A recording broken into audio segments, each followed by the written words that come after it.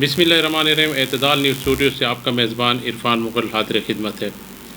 اس وقت ہمارے ساتھ سینئر سیاستدان اور معروف قانون دان جناب نثار صفدر صاحب موجود ہیں ہمارے ساتھ۔ وہ آج سے کچھ عرصہ قبل تک لاہور میں اپنی جو پریکٹس ہے وہ کرتے رہے۔ آج کل وہ ڈیرہ اسماعیل خان میں انہوں نے اپنی وکالت شروع کیا ہے، تو اس موقع کو غنیمت سمجھتے ہوئے ہم نے ان سے آج ٹائم لیا ہے کہ تھوڑی سی ہم بات کریں جو حالیہ کچھ واقعات ہوئے ہیں لاہور میں، بالخصوص مینار پاکستان پر ایک واقعہ ہوا ہے، اور دوسرا گزشتہ روز لاہور میں ایک اور واقعہ ہوا ہے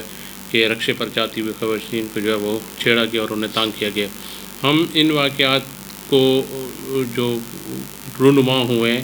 اس کے پس منظر کو جاننا چاہیں گے کہ اس قسم کے جو واقعات رونما ہو رہے ہیں اس کی وجوہات کیا ہیں اور ان کا تدارک کیسے ممکن کیا جا سکتا ہے۔ جیسے کہ نثار صفدر صاحب ایک معروف قانون دان بھی ہیں، سینئر سٹیزن بھی ہیں اور سینئر سیاست دان بھی ہیں، میں سب سے پہلے ان سے یہی پوچھوں گا کہ یہ جو واقعات لاہور میں پے در پہ رونما ہوئے ہیں اور پاکستان بھر میں اس قسم کے واقعات رونما ہو رہے ہیں، تو وہ کیا سمجھتے ہیں کہ ان واقعات کے پیچھے محرکات کیا ہیں، کس وجہ سے یہ اس قسم کے واقعات ہو رہے ہیں، روک میں فرسٹریشن یا غم غصہ یا ان کی جو وہ اخلاق باخت کی ہے اس کے پیچھے کیا وجوہات ہیں، وہ کیا سمجھتے ہیں جناب شاہ صاحب؟ یہ عرفان صاحب، اس میں تو بہت لمبی بات ہو سکتی ہے، لیکن میں مختصر ترین بات کرتا ہوں کہ جنسی خواہش حیوانوں میں بھی ہوتی ہے، لیکن ایک بڑی بنیادی جو فرق ہے حیوان کی جنسیت میں اور انسان کی جنسیت میں، وہ اس خواہش کو جب ایک اعلیٰ ترین سطح پہ لے جایا جائے اور ایک نظم و ضبط پیدا کیا جائے، ایک صبر پیدا کیا جائے، یہ انسانی معاشرہ کرتا ہے۔ اور جب وہ بے قابو ہو جائے اور اس میں رشتوں کا احترام نہ رہے اور اس میں یہ ایک احساس ہو کہ جو کچھ ہو جائے، جو نتیجہ نکلے، میں اپنی جنسی خواہش پوری کروں گا یا کروں گی، یہ جو بات ہے یہ رول آف لا کی کمزوری ہوتی ہے یا معاشرے کی گرفت کمزور ہو رہی ہوتی ہے۔ اس بات کو سمجھنا چاہیے۔ یہ لاہور کا ایک واقعہ، دو واقعے، یہ صرف انڈیکیٹرز ہیں، اور ان کے ذریعے سے ہم جاننے کی کوشش کریں، جانچنے کی کوشش کریں کہ اس طرح کے واقعات بے حد ہو رہے ہیں، بے شمار ہو رہے ہیں، کچھ رپورٹ ہوتے ہیں، کچھ رپورٹ نہیں ہوتے۔ تو اس لیے اب یہ وقت ہے کہ سارے معاشرے کو اپنے آپ کا ریویو کرنا ہے۔ ہمارا معاشرہ عام معاشرہ نہیں ہے، ہمارا معاشرہ اسلامی معاشرہ ہے، ہماری ریاست اسلامی ریاست ہے، ہمارا آئین بالکل انڈیپینڈنٹ ہے، لیکن اس پر شریعت جو ہے وہ برتر حیثیت رکھتی ہے۔ اب جب اس طرح ہے تو ایک اور میں بات کہتا ہوں کہ اسلام میں اور شریعت میں یہ فرض کر لیا گیا ہے کہ سارا معاشرہ عادل ہوگا، سارا معاشرہ ڈسپلنڈ ہوگا، پھر جا کے شریعت کے قانون کا نفاذ ہوتا ہے۔ جب یہ فرض کیا گیا ہے تو کئی لوگ کہتے ہیں شریعت کو نافذ نہیں کیا جا رہا،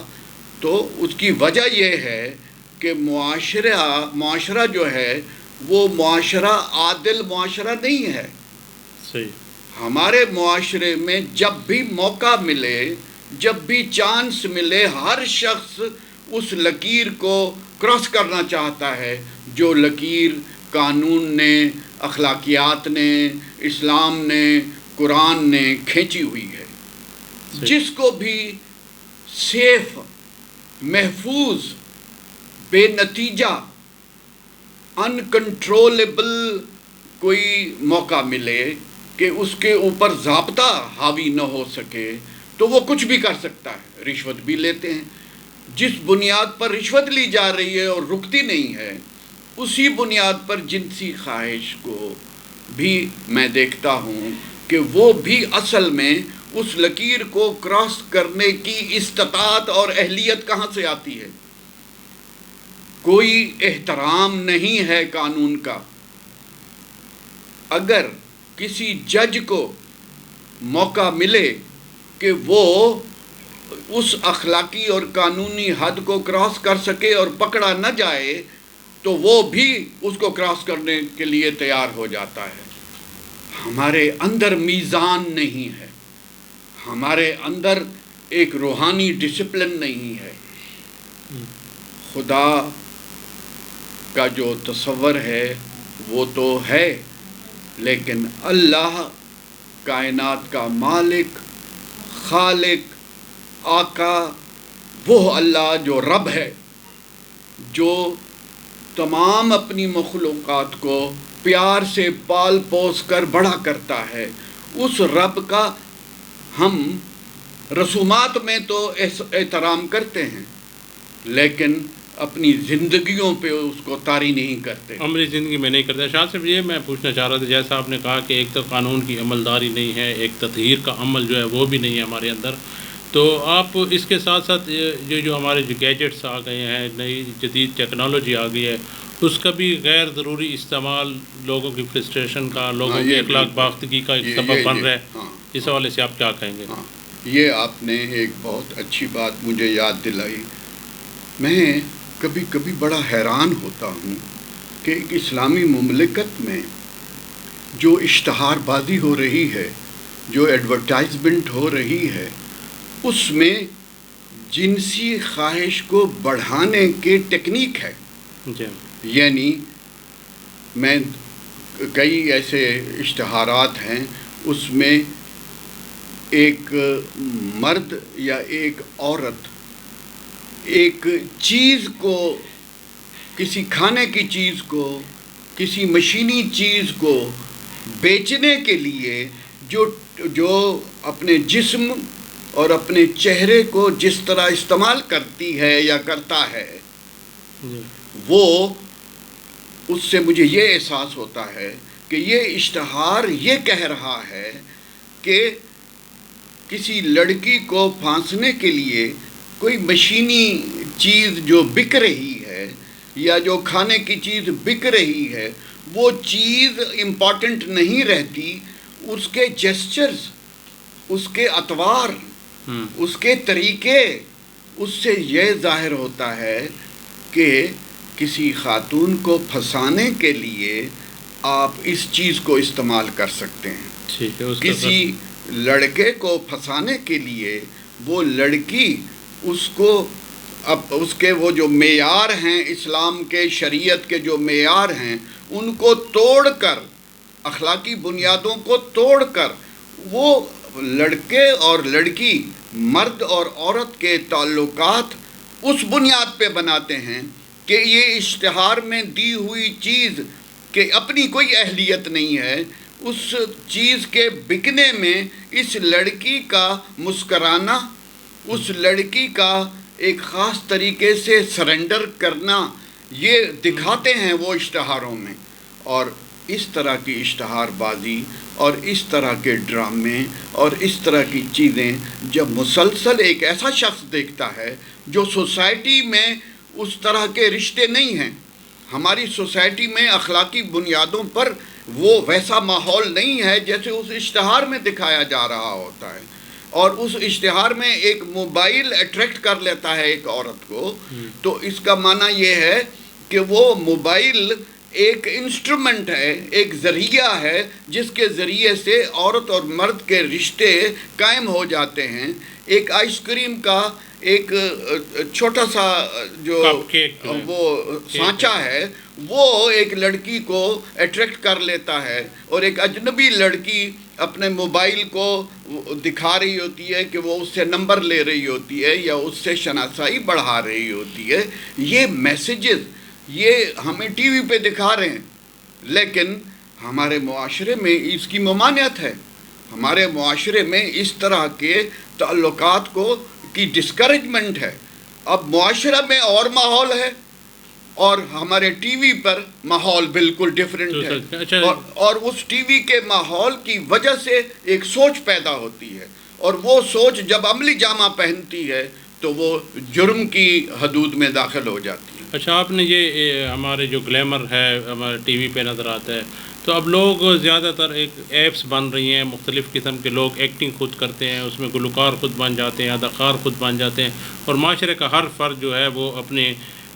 ویورز بڑھانے کے لیے یا اپنی ایک جو حیثیت ہے اس کو منوانے کے لیے اداکار بھی بن رہے ہیں، گلوکار بھی بن رہے ہیں، اور وہ انہی گیجٹس کا استعمال ہے۔ تو اس کو آپ کیسے دیکھتے ہیں کہ یہ ہمارے معاشرے میں کس طرح کی ایک نیا رجحان پیدا ہو گیا کہ ہر بندہ جو ہے وہ گلوکار بھی ہے، اداکار بھی ہے، اور اپنے آپ کو منوانے کے لیے اپنے جسم کی بھی نمائش کر رہے ہیں، اپنے اخلاق کو بھی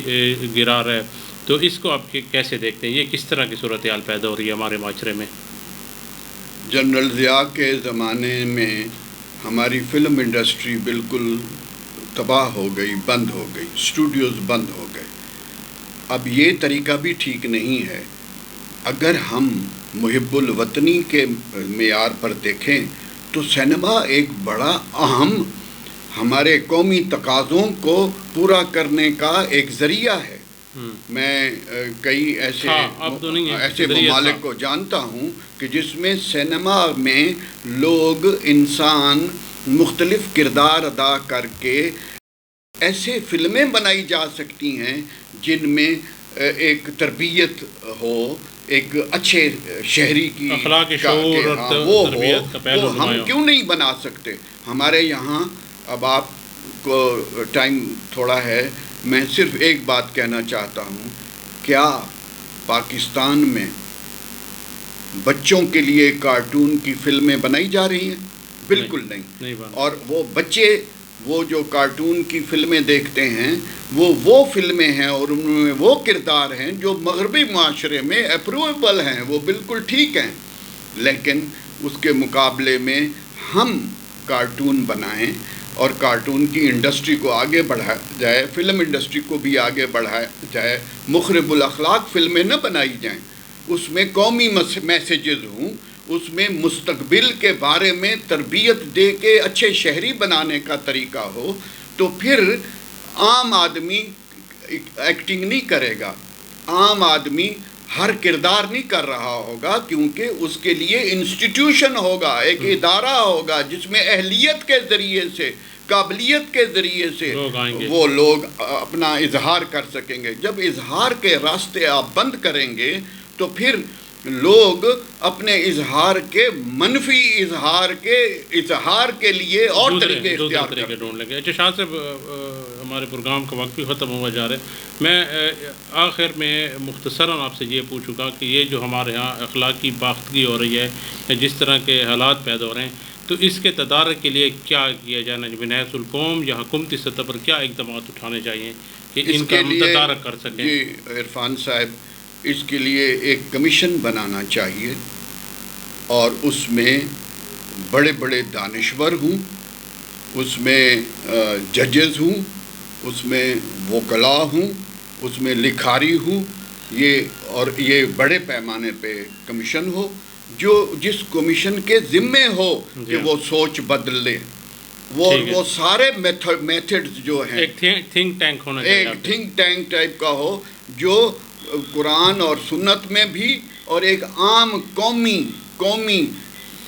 تعمیر اور تربیت کے لیے سوچ بدلنے کا کام کرے، اور اس کو تمام انسٹرومنٹس دیے جائیں اور وہ ہر میتھڈ استعمال کر رہا ہو، وہ ٹیکنالوجی استعمال کر رہا ہو وہ کمیشن، اور اس کو گورنمنٹ کی پوری فل سپورٹ حاصل ہو۔ اب یہ ایک آدمی کے واز کرنے سے نہیں ہوتا، ایک شخص کے کہنے سے نہیں ہوتا، کیونکہ یہ بیماری ہمارے معاشرے میں سرایت کر گئی ہے کہ قانون کی حکمرانی کو کسی وقت بھی توڑا جا سکتا ہے، کیونکہ اس کا نتیجہ وہ نہیں نکلتا جو قانون چاہتا ہو۔ ٹھیک جناب، آپ نے گفتگو سنی، سید نثار صفدر ایڈوکیٹ کی، انہوں نے بتایا کہ پاکستان میں کس طرح جو ہے حالات کو بہتر بنائے جا سکتے ہیں اور کس طرح جو لوگوں میں اخلاقی کمی ہو رہی ہے یا اخلاق پاختی ہو رہی ہے اس کو کس طرح کنٹرول کیا جائے. تھنک ٹینک بنانے کی بھی بات کی ہے. اس کے ساتھ ہی اپنے میزبان عرفان مغل کو اجازت دیجیے. اللہ حافظ.